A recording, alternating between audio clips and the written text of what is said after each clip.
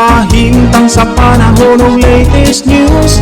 Diyan sa tuloy niya ang Pag-asa Mactan, pinagi ni Sir Mark Gales. Sir Mark, good morning. May buntag Sir Ariel, usas ng mga suginding kuminaw. Kinitong latest update, bahin sa kahimtang sa panahon, karong adlaw. Northeast monsoon o amihan, karon mo ay nag-apekto sa may northern Luzon. Samtang ang easterlies, padayong nag-apekto karon sa dakong bahin sa tuang nasud. Karong adlaw, ang dakong bahin sa Kabisayaan, padayon pa kasi nati, aning init nga panahon. Upasulabi gyapon ng adlaw, apan naalang gyapon yung mga tsansa sa mga lumalabay o mga patak-patak na mga uwan, tungod meaning easterlies o kining mga localized thunderstorms. And para sa kayumtang sa hangin o sa kadagatan diri sa Kabisayaan, naapagyapunta man sinati nga hinay nga na sa kasarangan at paghuros sa hangin nga gikan sa Amena Silangan, diin nato ang kadagatan magpabiling magmalinawon nga na sa kasarangan ang mga pagbalod.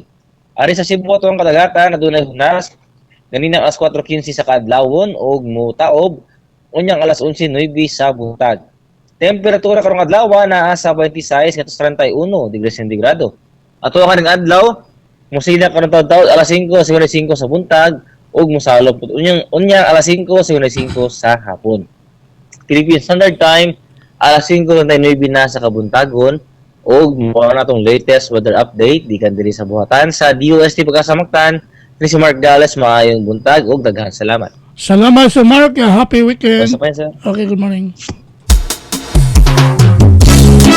Mga to si Sir Mark Gales ang atong weather specialist gikan sa Pag-asa Mactan. Mga pamukaw, Nagatong sa atong dagan sa kahimtang sa panahon, meaning adlaw nga Biyernes, Marso 8 tuig 2024.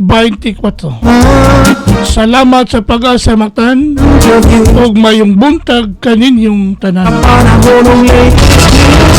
Pagkikaikan sa TV station, magpamukaw bang kubrahin ang siyang panahon at Panginoon sa'yo sa kahuntahan.